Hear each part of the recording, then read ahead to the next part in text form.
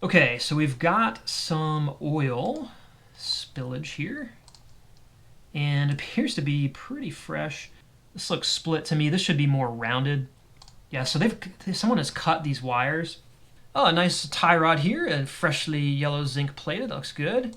What's going on with this seat bolster? It looks like someone's applied it's like melted. What is this? What is hanging from the sway bar? What is that? Hey guys, welcome to NC944. In this video, we'll be taking a look at the online shopping experience that many potential Porsche 944 owners are faced with in today's market. When car shopping online, we often have to rely on just a handful of pictures and possibly a limited description of the car, maybe ask a few questions of the seller, but you can still get a fairly good idea of a car's general condition if you know what to look for. So with that in mind, what we're going to do is pull up some 944s on Bring a Trailer and provide a detailed overview of some of the common issues we may encounter when looking at a car. So here we've got a 1988 Porsche 944, a naturally aspirated, current bid $2,900, and it's got 6 days left. So as you're going through these listings, there's a bit of fluff in the description, and not all the information is 100% accurate at times, but what we can do is pull out the key components and try to build a story for the car and kind of get an idea of what we're working with. So as we take a look here, we can see that it's a 1988 5-speed with 15-inch phone dials, some standard equipment here. This car was acquired by the seller from the original owner in 2020 and now has 86K miles. Window sticker, service manual, accident-free, Ohio title. So it is 86K. These are often marked as TMU or true mileage unknown. Pretty standard with a 944. They have odometer issues from time to time, so that's kind of a common practice. It is in Alpine white with burgundy interior, standard sunroof, fog lights, and some other items, cruise control, etc. There are some exterior blemishes as provided in the gallery.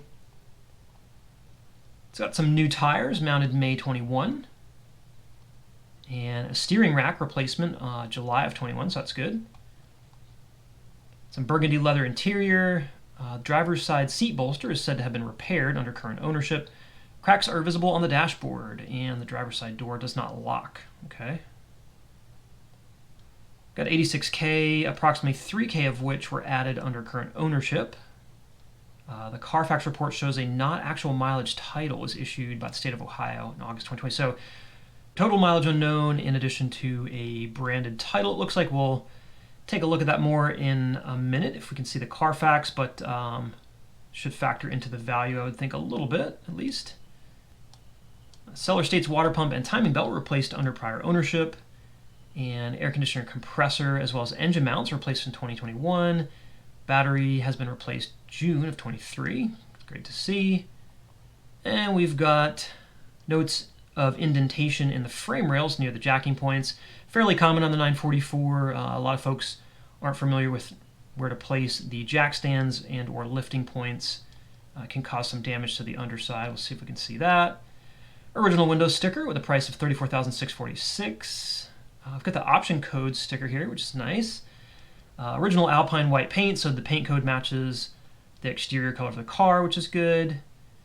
Pretty standard run-of-the-mill equipment. It's got the original radio unit, alarm, cruise control, and things of that nature. So when you're looking at the options code, you would want to look for rarer options like sport seats, limited slip differential, things of that nature, which would impact the value. Here we've got just some basic equipment, so not a big deal. Check out the Carfax. Yep, so we do have a branded title, not actual mileage. No accidents though. It's not salvage or rebuilt, which would be a bigger hit on the potential value. Odometer, to a certain extent, but again, fairly common with the 944. Let's see if we can figure out when that occurred. So first entry, May of 1988 in Florida, 31 miles. So it's looks like a Florida car for most of its life. Bunch of registration entries through 2019, so it's like 30 years in Florida.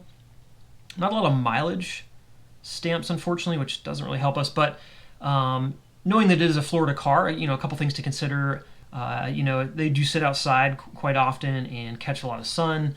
So that's probably why we're seeing some cracks in the dashboard, some issues with the leather seats.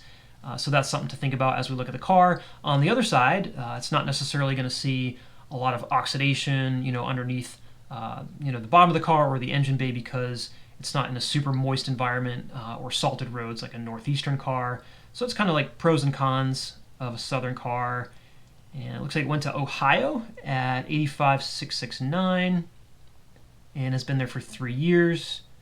So it appears that the title branding occurred with the Ohio registration from Florida. So we'd want to look at that a bit more and figure out what's going on there. Yep, Ohio title list, not actual mileage, odometer discrepancy. So let's get into the pictures, see if we can get an idea of the condition of this car and some things we might want to look out for that could impact our bid price that we'd be willing to put up if we were interested in purchasing this. From the outset, the body looks pretty clean. Nice white paint. It's glossy. I'm not seeing any major dents, dings, or scratches. A few rock chips along the front, but overall it looks like pretty good condition. The 944 is notorious for bad panel gap in between the different body panels, and you can usually see this, around the hood and headlights and the nose panel and the fenders. So there's going to be large gaps always, but where you would want to look to see if there's like uneven gaps from one side to the other. And these look pretty straight. The headlights are well aligned in their position. Not seeing anything dramatically out of place that would indicate accident or repair taking place here. You can also look at the front bumper. There's a couple of bumper shocks behind these aluminum bumpers, and it's potential that they get pushed in, they get collapsed, and if that's the case, the bumper shocks are no longer in production, but you can get used ones for about $50. So if one side of the bumper is pushed in more than the other, that would be an indication as to why that happened. Side looks pretty good. Looks like maybe a little bit of crush damage under the rocker panel in the back here. If you're browsing on a phone, you can just pinch and zoom in, but on a PC, if they've uploaded larger images, you can right-click and kind of pull this in a new tab, and we can zoom in a little bit. So we do have what looks like just a little bit of a crush point back here from a jacking situation. Not too bad. Let's see what else we got here. The stone guard's obviously a little bit cracked up. These age with time. They're just vinyl, and so they get sunbaked and cracked. And so these could be, stripped off and replaced. The kit's about $200 for the stone guards, but would really dramatically update the appearance of the exterior, because otherwise the panels look really clean. Looks in good shape. Some bubbling around. It looks like this side molding though. Okay, so we've got the rear wiper is in the wrong position. So the rear wiper should be positioned vertically up the back glass and not horizontally across the back here. So this isn't the first time I've seen this. Some people do that as a matter of preference, like just different look to the car, but it could also mean that the headlight motor is broken or there's some kind of issue here. So I might want to inquire about that and see why it's not positioned differently.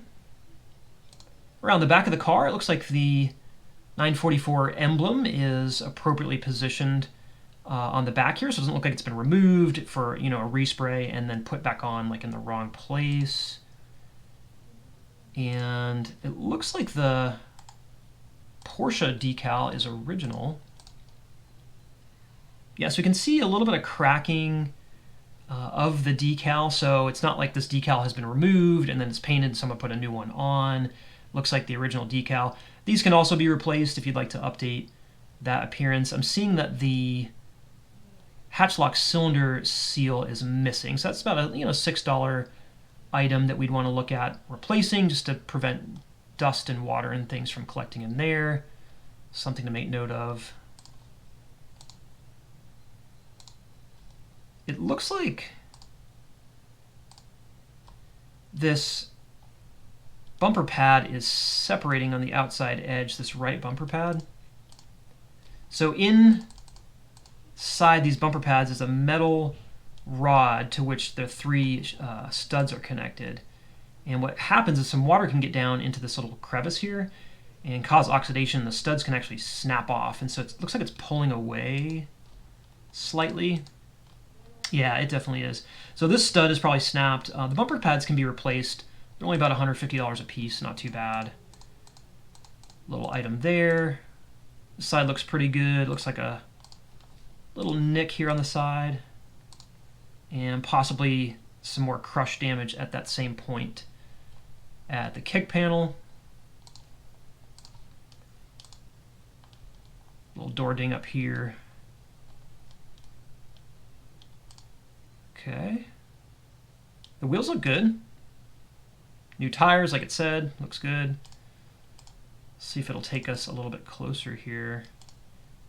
Yeah, overall the paint and the exterior panels on this car are in really good shape. It's a good indication. So here's a closer look. You see a few rock chips, but you want to look at this seam between the lower front spoiler and the fender. This can give us a sign of any front impact. So what happens on these cars is if there's a lower front impact, it pulls the bumper back and it pulls at this leading joint right here, and so there'll be a deformation or a separation between the fender and the lower front spoiler, which I'm not seeing here. It looks very straight, very clean, which would indicate that it hasn't hit, a curb or a parking space divider or anything like that. Here's a look at the lower front spoiler, and these can kind of warp and wander over the years as the urethane material, loses its flexibility to the elements. This one looks actually really straight, and the fog light lenses can pick up, stone debris and different rock chips and things. These look pretty clean, so someone has taken pretty good care of this one. Another joint here in the front looks really nice. I'm not seeing any signs that this would have had a front impact or that's been repaired in any way, just on the outset. There's that gap on the bumperette there. Another view of the decal. The taillight seals is another thing you might want to look at. So the material Porsche used on these taillight seals was like a sticky tar-like substance and has a tendency to break down and ooze out over time. This is not too bad. It looks pretty good. Sometimes you can see it really streaking down. So these are probably sealed up fairly well, it looks like. A view of the door handle. Door handle seals could use a refresh, and this window slot seal is starting to crack, showing some signs of age, so probably some of the rubber components around the car could use a refresh.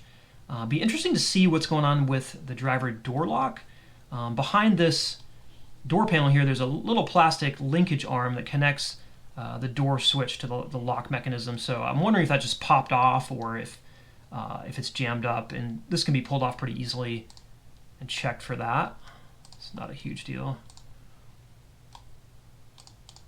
Keep going around. Another view of the other door handle. It's got a split seal there, some scuffs on the mirror, and we can see some paint missing from the side moldings on the door. So these could use a respray of the side moldings, but the door panels otherwise look pretty clean. There's that bubbling on the rear side molding there. Keep on moving here. A view of the hood and upper dashboard there. This dash has definitely caught some rays. Significant cracking and warping on the dash. And here's some additional shots of the stone guards. You can see just how cracked they are. So it's really difficult to get like a scraper under here to kind of peel these back, so they'll just disintegrate. Really the best way to remove these is with a rubber eraser wheel on a drill, and just kind of slowly and carefully work to melt that stuff off. You can burn through the paint if you linger too long, but take a couple hours, really the best way to get those pulled off. Wheels look good. No major curb rash or scratches, missing paint. All right, getting in the interior. Yeah, this dash is done. It's probably a good candidate for like a dash cover. If you decide to replace this dash, it's going to be really difficult to find a burgundy. Most of them are black. You can pull the dash off. There are companies that will do, strip it down and cover it in leather of your choosing. About $600 or $700 for that service. But to get it out, you got to remove the steering wheel, the gauge cluster, sections of the center console, trim pieces, and things of that nature. So it is like a 6 to 8 hour job to get that out of there. Because of the mileage on the car, I'll probably just put a a cover on it and roll with it, just make it look a little bit better. What's going on with this seat bolster? Oh wow, yeah, so the ad said the seat bolster has been repaired under current ownership. It looks like someone's applied it's like melted, like a patch kit. So they pulled this material over, maybe stitched it up, and applied like a patch material. So a little bit unsightly, but it appears, functional. These can be recovered. You can purchase leather for these and have them recovered. It's not too bad of an experience to pull these apart and to pull the leather off. Maybe a little bit more difficult to find the Porsche script, but they do sell, aftermarket leather covers that look really nice for these. Otherwise, you can just drive it like this and enjoy it. All right, so driver's side footwell. These rubber pads look decent. So this is another place you can look to kind of assess the overall condition of mileage on a car. So these are rubber, obviously, and if you're using them frequently, the rubber can wear down. And these look not brand new, so they haven't been recently replaced, but they're not completely eroded either. It seems to kind of align with, 100,000 mile car. If you had a car that's like 150 or more miles, can start to get wear down in the corners and it'll wear right through to the metal. So these aren't in too bad a shape. The door cards look good. Passenger seat looks really good. We've got some aftermarket mats here. These are Lloyd mats with the Porsche scripts, not OEM, but really nice high quality mat, and it does match. The leather shift boot looks good as well. Yeah, the passenger seat is so much nicer than the driver's seat. We've got a crack along the kick panel here, this little trim piece. Very common. This gets a stress point here as people come in and out of the car. You can get replacements for these pre-owned for pretty cheap. Here in the door jamb, you can take a look and you can get an idea if this car has been resprayed. So there will often be tape lines or masking lines around this inner door jamb, kind of like a little edge that will show if it's been taped off and repainted. I'm not seeing that here. Looks pretty even. You can also look at these door latch striker plates. If there's any oxidation around these, it would be indication the car's been stored outside. This one looks pretty clean. And you can also take a look at these inner door stops for oxidation as well. These look good. Another view of the interior. All right, so 85,669 is current mileage, which that was the mileage on the Carfax, right? Yeah, 85,669, so that was 2020. So the odometer was broken in 2020 when he sold it to the current owner. So the 3,000 miles that's been put on it would be an estimate. So true mileage is unknown. We've got a broken odometer situation on this car. 3,000 miles, seems reasonable. I wouldn't anticipate someone putting, 15 or 20,000 miles on a car like this over that period of time, but you really don't know what the mileage is. So whether you want to assume, 100 or 120K, something around there to be safe, it's just not accurate at this point. The shift boot looks good. Original radio. All right, so moving into the back now, and it looks like the cargo carpets retained most of its color, a little bit of fading on the sides, but mostly still vibrant and original. Not seeing any rips or tears in the leather cover. Moving into the engine bay, so we've got a wooden hood prop, which would be an indication of the hood shocks being spent at this point. These can be replaced for about $20 for aftermarket set, so that's something that should be done. And let's look around here, see if we see anything else. That battery does look new. We'll see if there's a closer shot of that. There's a little bit of patina, on the aluminum surfaces, the intake manifold, the camshaft assembly, and this cam gear cover. Really, really common for a 944. I wouldn't say that this is a super rusty or oxidized engine or engine bay. This is kind of just a standard 944 is how I would classify it. No one's put in a bunch of restoration to kind of shine it up, but I've also seen a lot worse in terms of condition here, so not too bad. Let's see what else we see. Do see that the rubber boot for the headlight motor relay is kind of cracking and crumbling. Not terribly difficult or expensive to replace, but as I'm looking at these rubber components, looks like the spark plug cables as well. This would be an indicator for us to look more at some of those rubber components, fuel lines, vacuum lines, anything that's rubber in the engine bay could be kind of wearing out and breaking down. And just because we see one piece, other pieces could follow. So that's kind of just a flag to keep in mind as we look through here. Also seeing that the cam gear inspection plug is missing. Not a big deal. These dry out and fall out and are usually more often missing than are present. Everything looks pretty original here. It's got the original throttle cam, original equipment, obviously not an aftermarket, air intake or anything silly in here. Looks like possibly a R134A conversion. We've got a little adapter over here on the AC line. Brake fluid looks a little low. Let's see if we can see what that is. And then on the plastic cover for the fuel rail, it looks like it's missing the end cap that covers this fuel pressure test connection. So this on the 88 is no longer in production, this plastic cover, but you can get a pre-owned one. They're kicking around for $60, $70. This blower motor cover looks nice. It's not cracked or crumbling or falling apart, so that's good. Over on the other side, seeing something with the brake lines, these electrical wiring harness for the brake pad wear sensors. For whatever reason, the material that Porsche used on these wiring harnesses, it dries out and crumbles way faster than the rest of the rubber components. So that's not too concerning, but I see a little bit of electrical tape holding this in place. So we'll look at that a little bit closer. These ventilation lines for fuel vapor management, they're braided lines. They get discolored over time, but they appear to be intact. And the soft fluid line to the clutch master cylinder looks nice as well. A little bit of yellowing to the coolant reservoir, very common due to age. We've got a sticker here on the airflow meter. It's maybe marking prior timing belt change or something to that effect.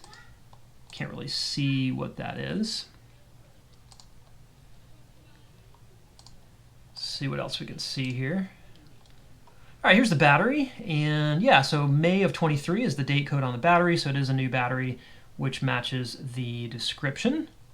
Would like to get a view down into this battery cavity here and see if this battery tray, if there's any oxidation or holes.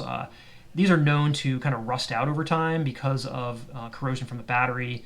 It erodes the paint and then the metal, and then water dumps right into the passenger footwell and kind of floods the interior. You can't really see, it's kind of dark, but that's something that could be inquired about.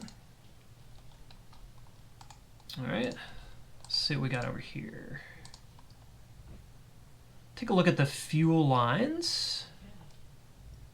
The fuel lines appear okay. It's hard to see these lines because they're covered with a protective coating to resist against abrasion and things. So the actual fuel line is underneath this rubber, and you can see a little bit exposed here. They don't look terrible. There's a little bit of that spark plug cable protective coating that's breaking down. Could use just a general cleaning in here. And the vacuum routing diagram is intact, which can be useful. Let's see what we got here. So here's another view of the fuel lines. Again, nothing is pointing out as like, hey, these are going to fail today. And this high pressure line looks kind of soft and flexible. So I wouldn't be immediately concerned about the fuel lines, but something to keep, on the back burner for any 944 owner to kind of consider what's going on with the fuel lines. I've got like a rubber grommet up here. Oh, this is from the clamp for the cruise control cables. Looks like that's split. So probably just replace the clamp. It was like $15.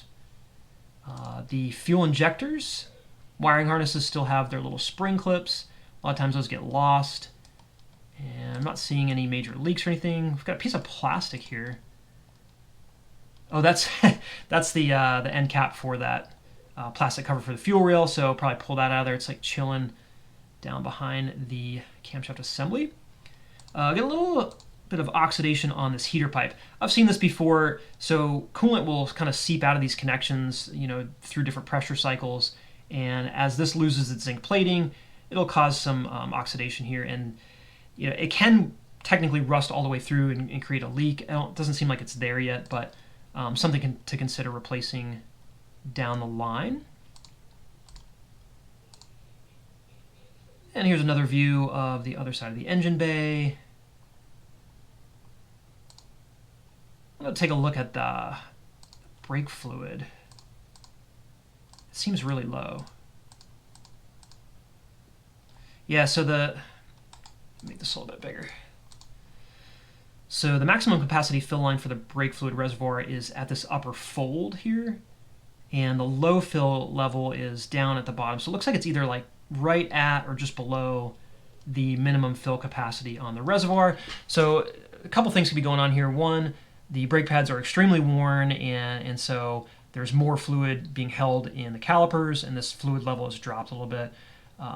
Or there could be some brake fluid loss, but either way, we want to top this up, check the pads and make sure that the brake system is functional. There's no leaks.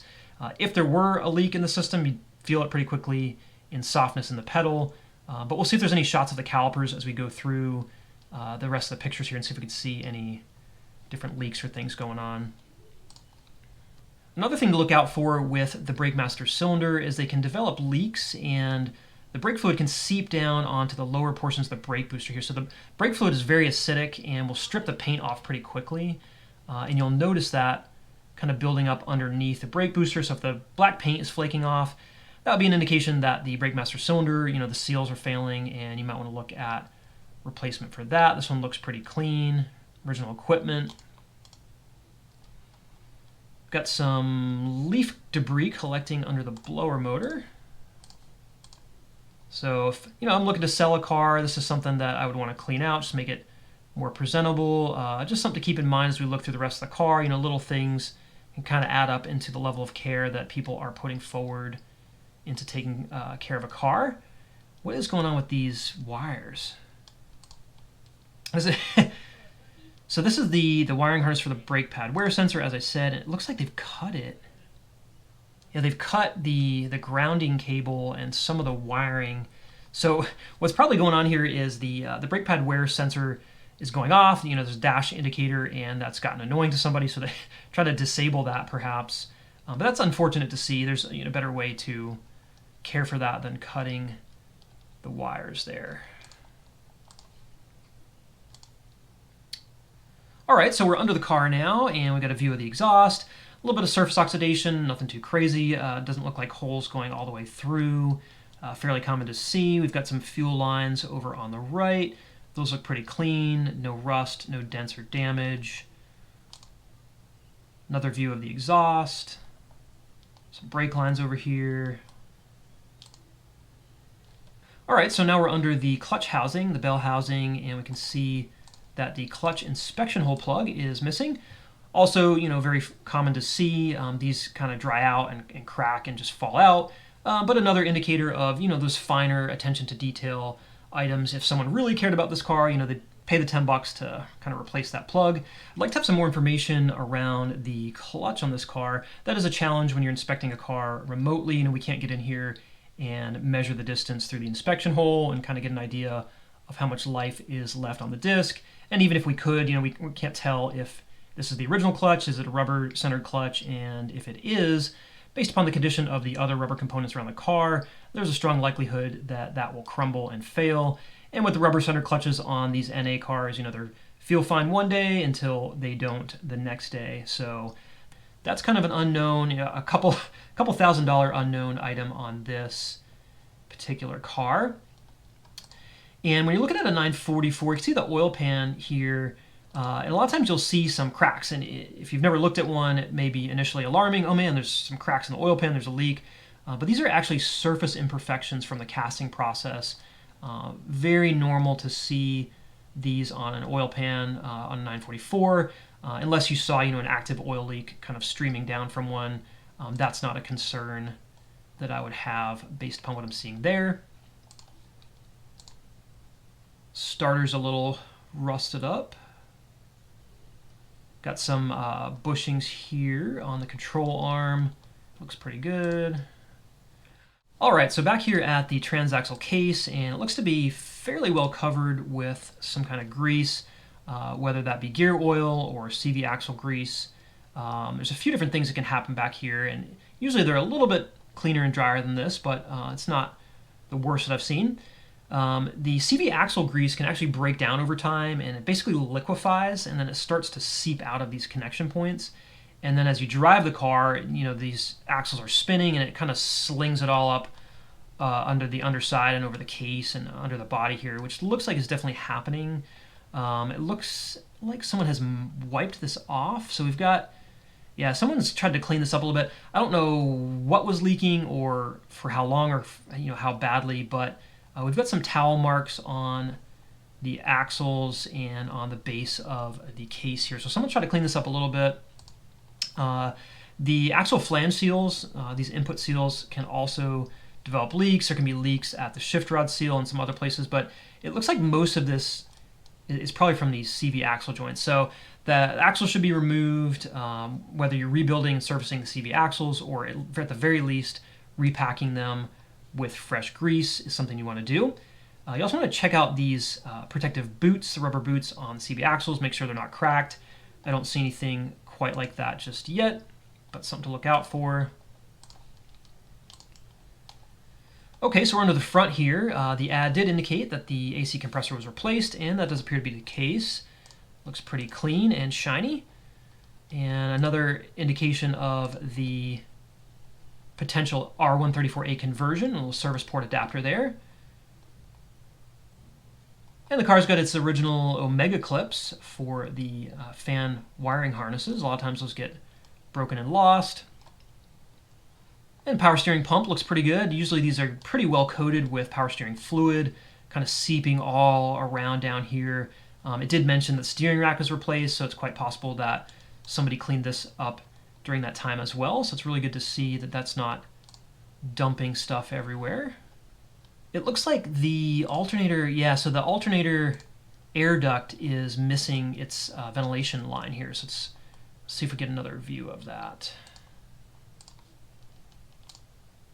Oh, we're going back towards fuel lines. All right, so we've got the hard lines here. This thinner line would be for the rear brake caliper. So it's got one line that gets sent to the back and it splits. And then you've got a fuel supply line, fuel return line, and then the vapor management line here. As you're looking at these, you want to make sure they're not, crimped, crushed. Obviously, you don't want any fluids coming out of these, but if there's any, damage to them, it can prevent the fluid from flowing freely back and forth. And they can also kind of lose their protective coating over time. These look really clean. I don't have any concerns with those. Okay, we're back to the front. Accessory belts. The accessory belts look okay. They're not fraying or severely cracked or damaged. They are a little bit kind of faded and discolored, so might want to consider replacing those at some point, but appear to be functional at the present time. And yeah, so here is the plastic air duct for the alternator, and it ends right here, and then it would lead back under to the alternator shroud back behind the AC compressor. So this little line is missing. You can get a replacement for $20, $30 and just clamp that back on. But for the time being, the alternator is just kind of sucking in hot air from the side of the engine block. Little missing piece there. Back to the starter and bell housing. Another view of the exhaust. All right, we're back to the front. I don't know the order of these pictures. This is the power steering return line, or the cooling line, and these can chip and kind of lose their protective black paint. This one looks pretty clean. You can also kind of look at the supports behind the front spoiler here and kind of give indication if this has been impacted or damaged, and they all look pretty straight. There is some fluid collecting on this frame rail at the top, whether that is power steering fluid or oil. That is a kind of common area for stuff to collect. So that could be cleaned up a little bit, but pretty common to see that. View of the other side. So you've got the high and low tone horns, that alternator air duct, AC receiver dryer. Nothing too crazy there.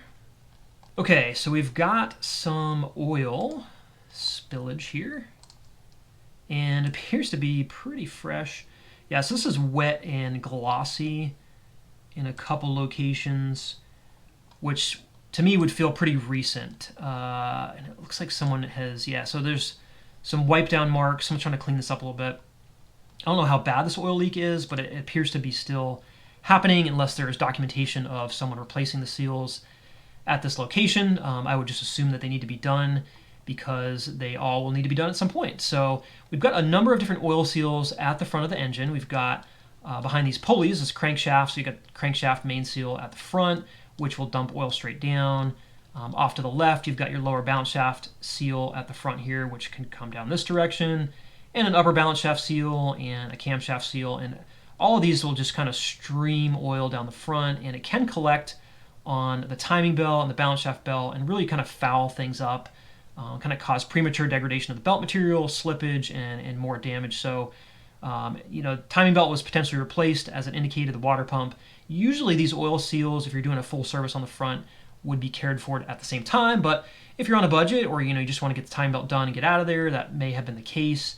Kind of skip that. But for me, if I were to buy this car or bid on it, this is something that I would definitely want to care for early on in the process to make sure that further damage does not incur.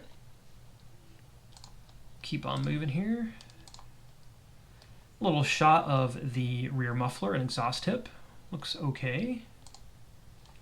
A shot of the front shock. All right.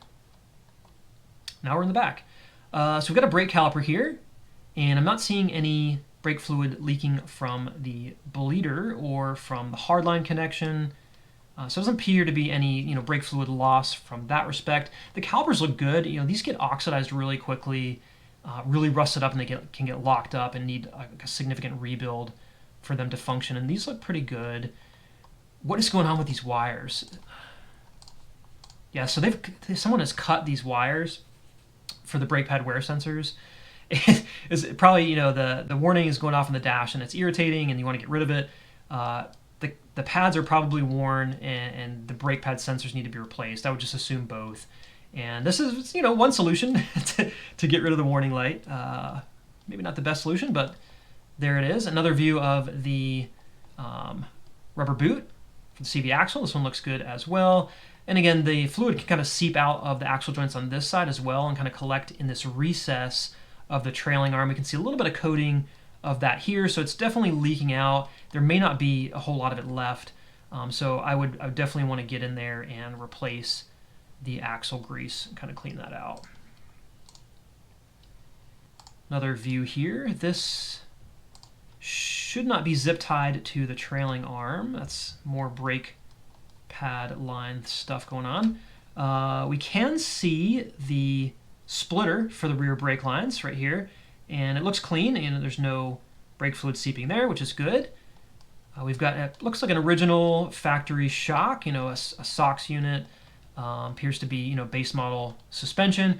These can wear out over time. They get gassed out and lose their stiffness, and you may see one side of the car kind of leaning to the left or to the right, and that would be an indication that these need to be replaced. If it's really bouncy in the back, that's something you'd want to check out.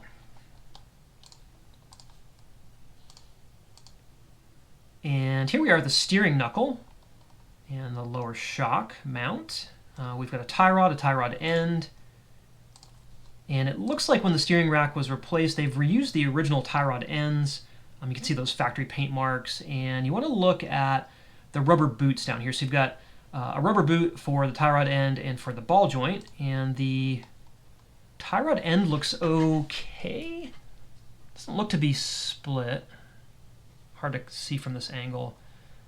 But the ball joint boot looks cracked. Yeah, this looks split to me. This should be more rounded and definitely a lot cleaner. There should not be a jagged edge here. So this rubber boot has failed on the ball joint. So a couple different things here. There is a ball joint rebuild kit by Renbay. It's about $200, so you can rebuild these. The other option would be to replace the entire aluminum control arms. If you go through Porsche, it's like a $1,200 part. Otherwise, you can get used ones, for $300 to $600. But I probably would pursue the rebuild on this to start out. What happens is Dust and debris will get down in here. It'll mix with the grease and cause corrosion and degradation of the metal surfaces and the ball joint. So you get loose, sloppy suspension and steering, potentially unsafe if it gets too bad. So that needs to be cared for. That is definitely a concern. Another view here looks kind of blurry. Some free spider webs, can't really see. All right, so this is the other side. Let's see what we got. Oh, a nice tie rod here, and freshly yellow zinc plated. That looks good. Can't really see the boot. It's hard to see. But, this kind of goes in line with the listing for the auction. They said they replaced the steering rack. This indicates that they probably did that, which is good to see. What is this? What is hanging from the sway bar? What is that? This. So the sway bar should just go into the bushing, which is here. What is this? Oh, this is the other bushing. So the front bushing has crumbled and detached from that side, and that piece of it just slid down. So it needs a new front bushing. It's about $15. That's not too big of a deal, but need to get that cared for as well. It's funny. Okay, so we've got a view of the VIN here, and more importantly, you can verify the VIN and check history and all that, but you can also check. So when a vehicle is taped off or masked off for respray, they go around the windshield and the windows and different pieces around the car. And so you would see like a tape line or a buildup of clear coat around these edges. And I'm not seeing it. It looks nice and smooth. Another sign that this car has its original paint. Another view of the VIN in the engine bay. Got the build tag sticker. And there's a number of VIN stickers around the car. If you want to validate those, you can. They kind of fade. You can't even see this one. Really, when it comes to a 944, you're not, unless it's like a super low mile collector, concours, you're not really validating. Is this the hood or the fender that came with this car? It's not that big of a deal. This is more of a driver anyway. Production sticker.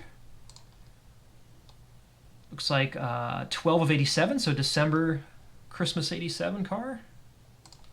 Bit of grease in there. And the original window sticker. These are great to see, really nostalgic. Someone's kept this for 30 years, and it's got the original equipment. $34,000 was a good chunk of change back in '88, so it's a pretty nice, flashback of the car. I always like to see those. Original manual. Some literature here. All right, looks like we're getting into some of the receipts here, and when we're looking at old receipts, dating back, this is like 88, right? So receipts from like the 90s, the early 2000s, they're not things that I put a lot of stock into determining whether or not I'm going to pursue XYZ course of action to maintain the car as of today. It's just the maintenance is so old at this point, and the cars have been in storage for so long that it's just irrelevant. It's good, can be useful to see, as a historic milestone for the car, and it might point you in one direction or the other. But at the end of the day, like what the car needs is going to have to be determined from a physical inspection and just kind of looking at the different rubber components, because they just wear down and stuff needs to be replaced, even if something was done, 10 years ago. So we can look at this. If you're really serious about buying this car, I would look at this in a little bit more detail, some oil filter receipts. We'll see if anything stands out for us as we go through. Alarm sounds on bumps, replace alarm switch. Okay.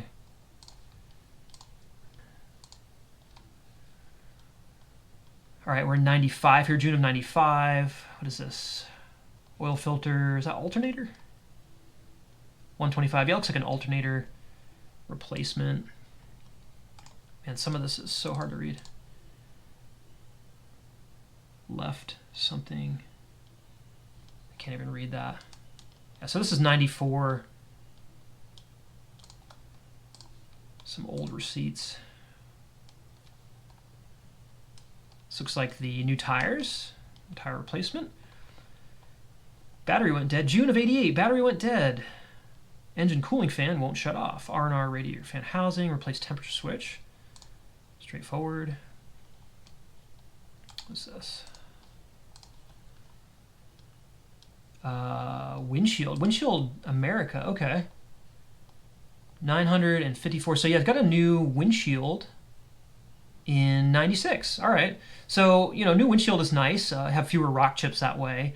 You just want to make sure the windshield was installed correctly, that they've mixed this primer urethane or the sealant correctly.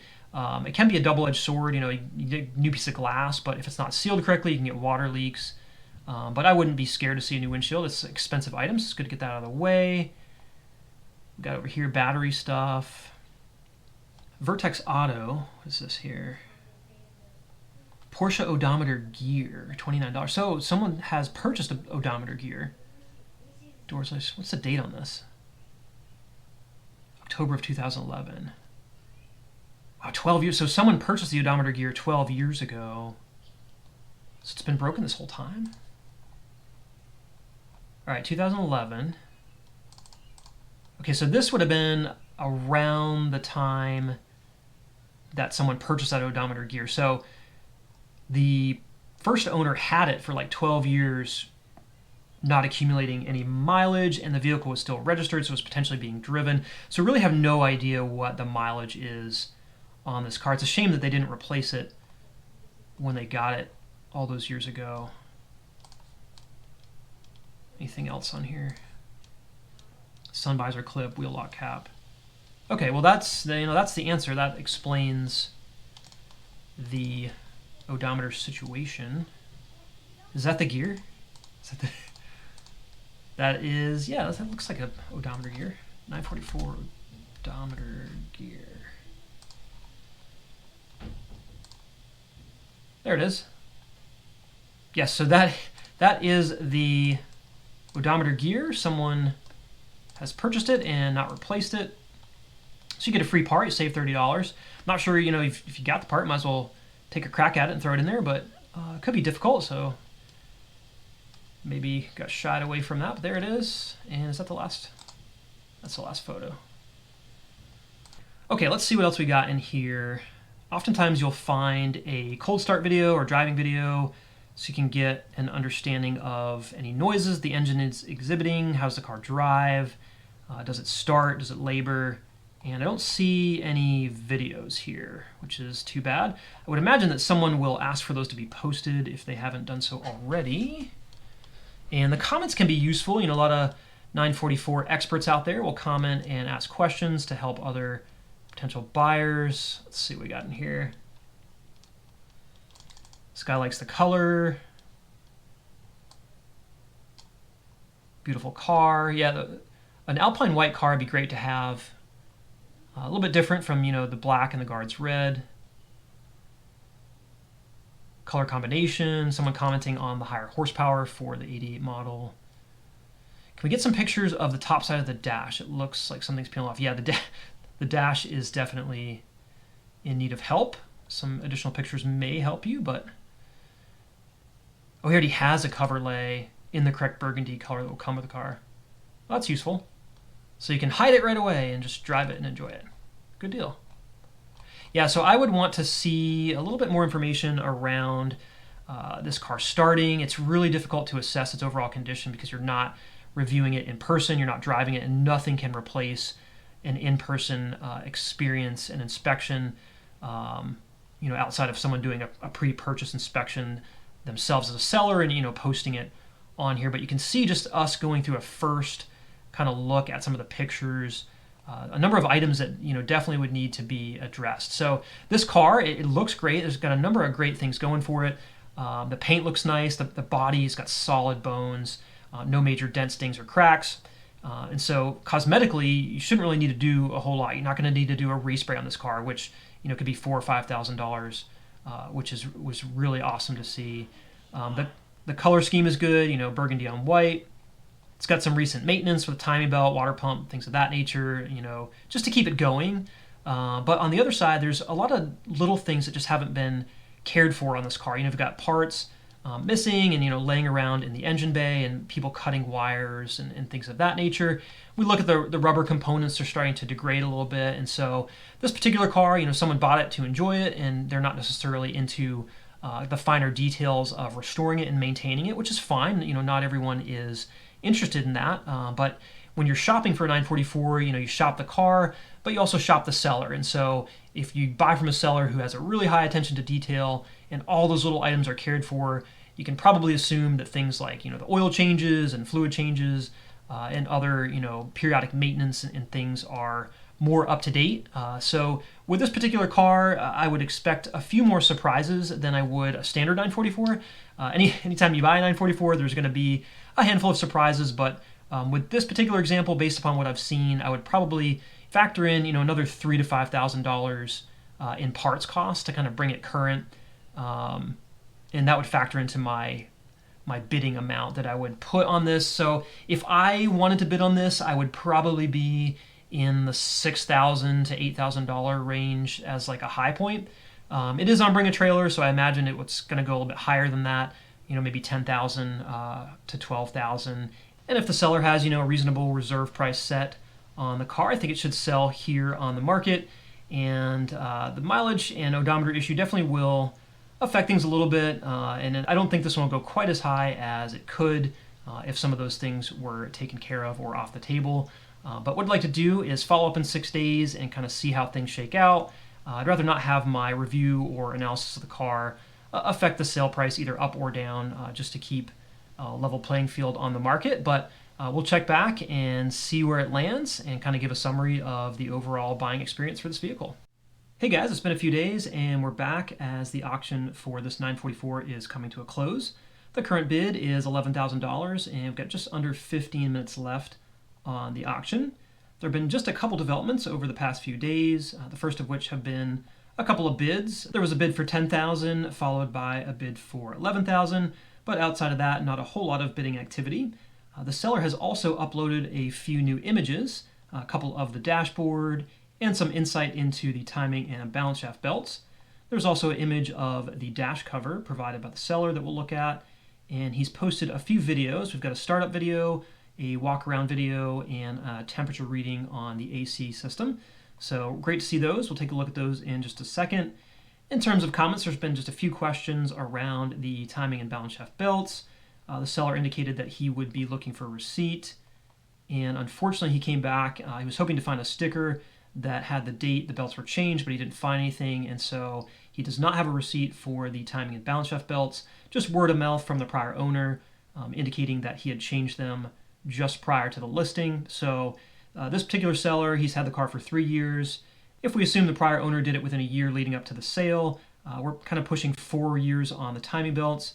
And if you follow the standard maintenance interval on these, 5 years is kind of average on that. I'll be looking at another timing belt replacement in a year or so. So that's something to consider, and we may talk about a little bit more.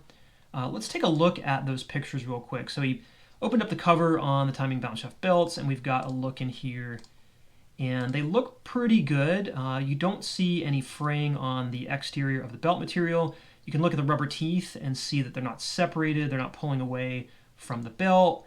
There's no liquids or oil building up here, so they appear to be in pretty good shape, but it is just a limited view. Let's take a look at the balance shaft belt as well. And the balance shaft belt does still have some of its markings on here, which would be another sign that it's not too terribly worn. These look really, really new to me, but lifespan for the timing balance shaft belts is a function of both age and mileage, and so if we're pushing 4 years on these, it is something just to kind of think about how that's going to factor into future maintenance for this vehicle. As far as the new dash pictures go, not a whole lot of new information there. It kind of had a good idea of what was going on with the dash before. Here's the cover lay, or the dash cover, and it is burgundy. It matches the interior, so that's a nice addition. You don't have to pay for one of these, a couple $100, and you can kind of cover some of those cracks in the dash. Also in this image, you can see a better picture of the urethane spoiler, and there is a little bit of water marking around the center here, some residue that has been deposited from evaporated water. So as these cars sit outside in the rain, this section of the spoiler does collect some standing water. So I would imagine that this oval-shaped mark here could be reversed. Just treat the rubber with some conditioner and kind of restore that. Also in this picture, we can see the upper portions of the rear hatch glass, and these are widely known to break down and separate. There's a delamination that occurs between the glass and the metal frame along this upper edge, And I'm not seeing that here, so that is a good sign that we're not going to need to replace the glass on this car. Let's take a look at some of the videos. So we do have a startup video here. Get it started up. Okay, so a couple things. The temperature gauge is pegged at the bottom, so this would appear to be a cold start provided that the gauge is functional. We also have the fuel gauge is up at a full tank. A lot of times the fuel sending unit will fail on these cars, so it's a good sign to see that we have a reading on the fuel gauge.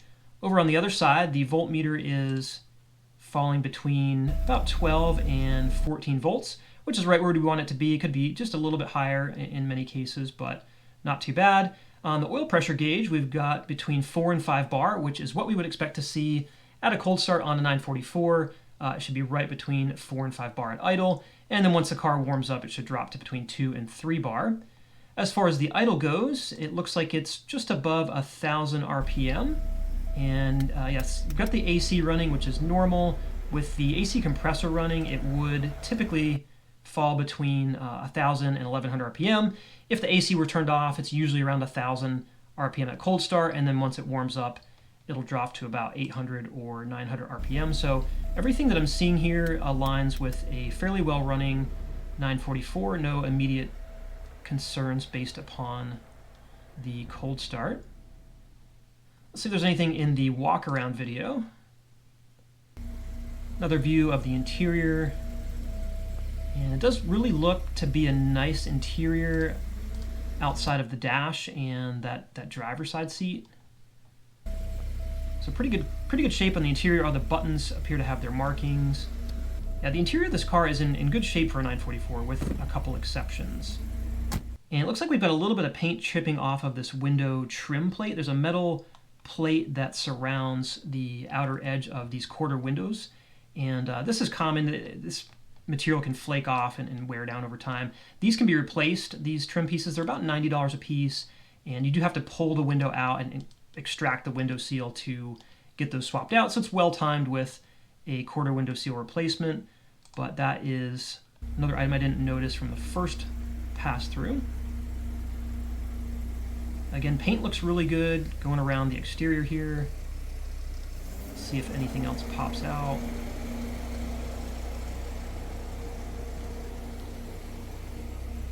Yeah, this is a nicely conditioned exterior. Would be a great car to have. You don't have to do a lot to it cosmetically. Checking out the windshield. It looks like the spoiler is a little warped. There's just on this outer back section of the spoiler, it looks like it's bowing in just a little bit. And yes, I don't know if the car was in storage and something was resting against this and kind of caused a deformation there, or if it's just from, sun exposure where that's kind of warping a little bit. Not too bad though. Checking out the exhaust. Yeah, I can see this side is not warped. So the spoiler otherwise doesn't appear to be dry or cracked, which is good. There's no major chunks missing from it. It seems to be in overall good condition. A lot of times what you'll see is around the Porsche lettering. There's some really fine lines on the P, the R, and the E, and those small rubber sections will often crumble first and kind of disappear when the spoiler has lost its flexibility, and all that is still there, so looks to be in pretty good shape. And here we've got an AC temperature reading. So 86 degrees on the dash. And dropping down to 53. So yeah, clearly the air conditioning works, which is awesome. The AC compressor is a $700 part, and if you bring it to a shop to have them swap out the compressor, replace all the seals, and charge it, could be looking at a $1,500 repair bill. So that's great to see the AC working. The seller also posted a bit of an update. I guess he had a number of questions asked privately, and he proactively posted some of those answers, which is nice. In terms of the clutch, he does not see any receipts the clutch was ever changed. So I would just have to assume that this is the original clutch, because that's a pretty big service receipt that someone would want to keep. Hasn't done a lot of maintenance outside of oil and filter changes, fuel pump relay, and the steering rack, which is a known issue. So it doesn't look like he's been doing a lot of maintenance himself, and it's not had a lot done to it recently outside of those items listed. He's stating no major issues. However, there are minor things such as original stone guards are cracked, which we saw in the pictures. The dash bulbs are dim. Yep, that's pretty much all of them. The hood shocks and the trunk shocks could be refurbished. Yep. So as we saw, there are quite a few other issues. Some of them I would consider major. The oil leaks and the ball joints. My guess is that the seller, he doesn't do a lot with it himself, so he's probably just not aware that those items need to be taken care of. Finally, he believes the original mileage is within 10K of what was stated, so he thinks it's about 95K miles. He used it a bit the first year, but did not end up driving it too much the second 2 years. So he's really, the car's been sitting, put a battery in it to get it going and to sell it, but outside of that, no one's really inspected it in terms of mechanicals or maintenance, so it is what it is in terms of what we have seen. Someone's asking, why you're selling it. Looks like he is just downsizing his fleet a little bit. Kid's going off school. Perfect color combo. So we're winding down here. We're under the 2-minute mark. We'll see if any other bids come in. It is within fair market value at this point. I would imagine that it will sell here today. Taking a look at the Hagerty valuation tool for this particular car, there are a number of different conditions. So starting with fair condition, it's got visible flaws to the naked eye. It runs fine, but could use some mechanical or cosmetic attention. Good condition, runs and drives well, flaws noticeable by the passerby. This is our most common condition.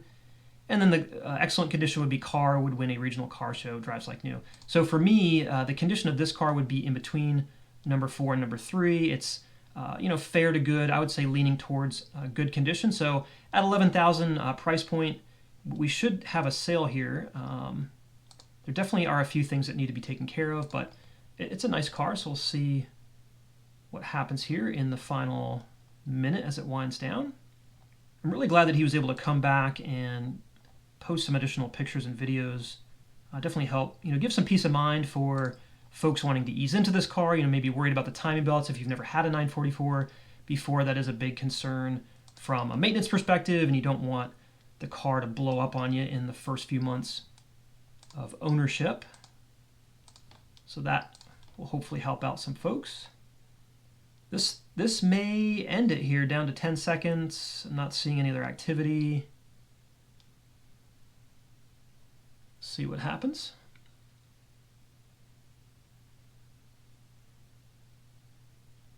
Oh man, reserve not met at 11,000. I'm a little surprised by the reserve not being met on this. That's too bad. I think that was a fair price, and it would have been trending into the well sold category for me based upon what I've seen here. I think the misalignment is really in that the seller he's simply not aware of some of the other items that it needs, and maybe not downplaying, but not fully considering the impact of the odometer issue and the true mileage unknown.